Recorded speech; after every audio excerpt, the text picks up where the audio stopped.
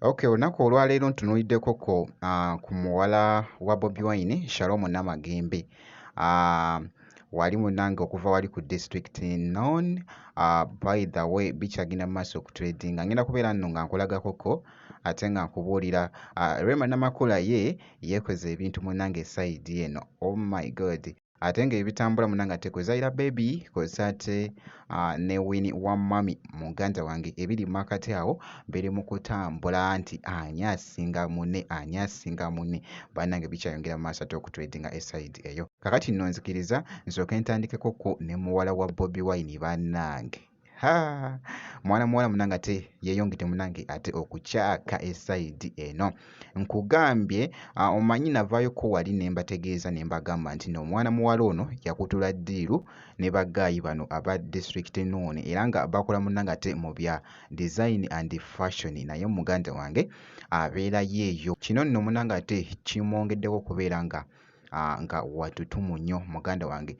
Omanyi kampuni okuvaayo muganda wange neekozesa omuntu okulanga bizinensi yo muganda wange alina okubeera ng'azitowa ng'ate amanyikiddwa eri abantu muganda wange.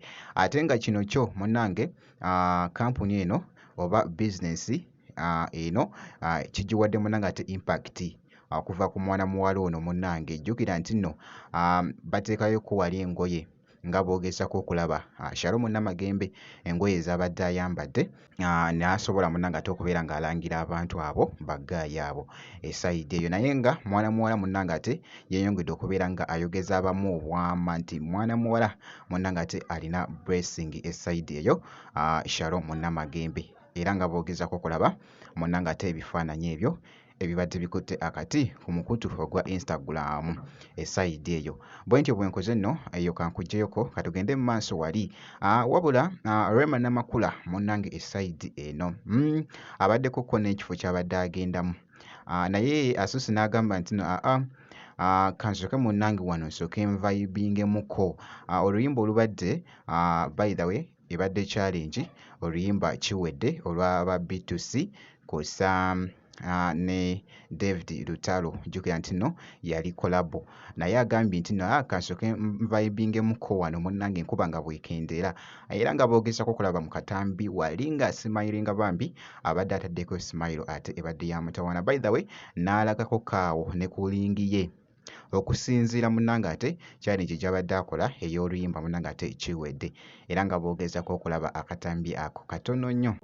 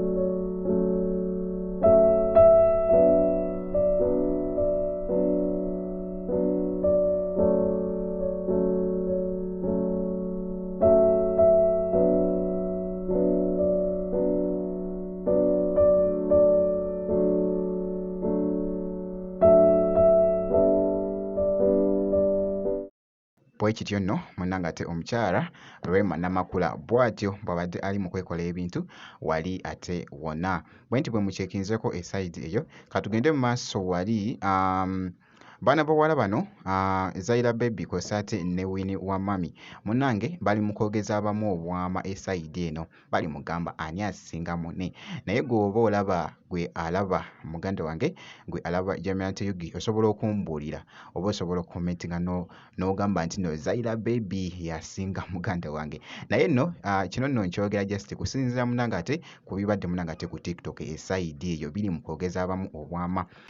Winnie Wamami alina miliyoni 2.20 n'ezigwamu kaawo ba followers esayidi eyo ate nga kyokka ye mwana muwala munnange ate Zaira Baby alina miliyoni 1 n'ezigwamu ba followers esayidi eyo. Kati gwe n'ogamba ani asinga munne. Jjukira nti nno ku Winnie Wamami bo bagamba nti nno ekimufudde okubeera nga ye ate wanjawulo nti lwa nsonga ate ye muyimbi ate jjukira ate na dansa muganda wange nakyo kimuwadde munange ate impact y'amaanyi nnyo okubeera nga eri abantu by the way okubeera nga bamufollowinga eside eyo ate nga ye mwana munange ate Zaila Baby ye nti nno alina badayihadi be bangi eside eyo ate nga ye bafollowers oba oli awo bo abamugoberera ku mukutu gwa TikTok yadde nga batono munnange eside eyo naye nno byebyo ebibadde bigenda mu maaso munnange ate okwogeza abamu obwama eside eyo ku mwana muwala munnange ate Winnie Wamami